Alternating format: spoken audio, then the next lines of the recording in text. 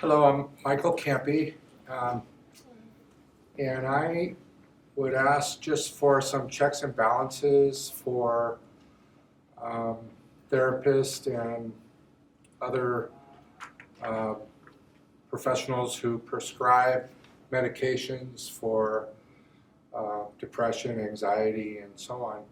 Um, I have some lived experience, tried to commit suicide a few times. Um, and I almost succeeded with an overdose of drugs for anxiety. Um, what, but a little bit of history. I know drugs have a great purpose for a lot of people. My brother's a paranoid schizophrenic. Without medication, he would not have nearly the quality of life that he has currently. Um, there's a lot of people. I was 10 years as a culinary instructor for the Lookout Mountain Youth Service Center in Golden, and there were prescriptions given to some of those juveniles that really benefited them. But in many cases, it was kind of also, I thought, used as a behavioral management tool for security reasons in some cases from my observation.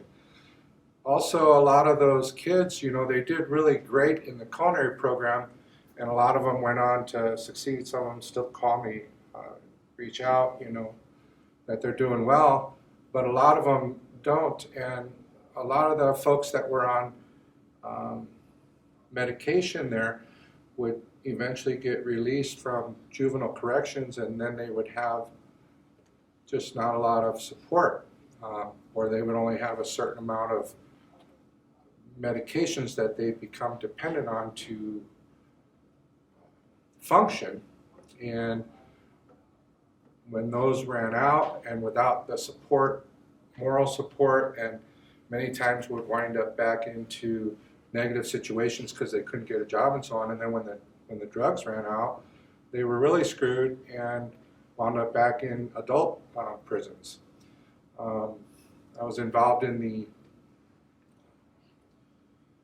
task force by the Equitas Foundation for Mental Health and Criminal Justice, and there is a big need. They have a great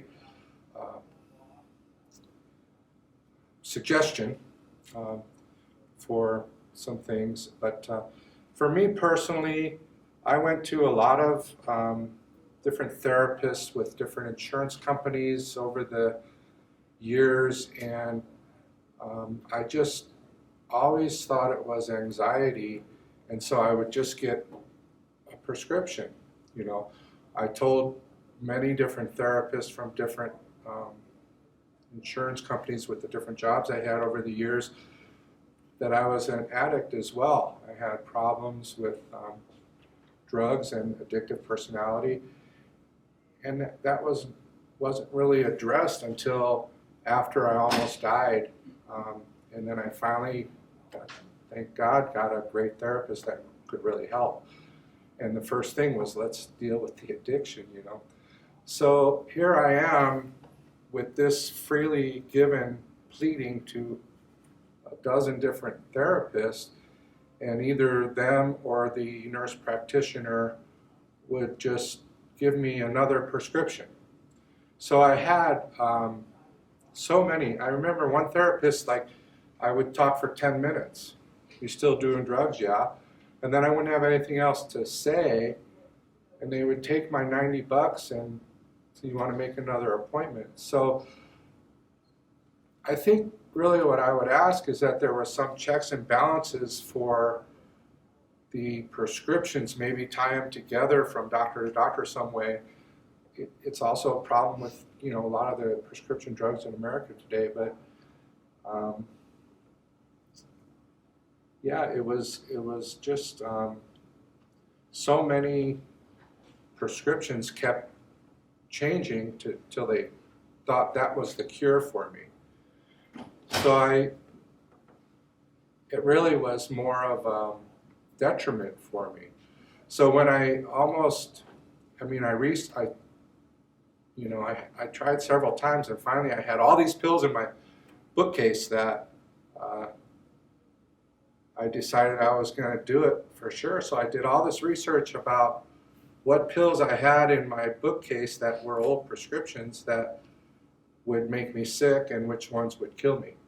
So I took about 300 pills, and the doctor told me when I came to a week later, had I taken my high cholesterol medication, there would have been no way they would have saved me. Well, I didn't even look at that one. That seemed like an innocent one, you know. So with the grace of God, I'm still here. I've done the peer support specialist training. I've been involved in a lot of different things trying to help other people. You know, it's true. The families are just crying. They don't know how to help.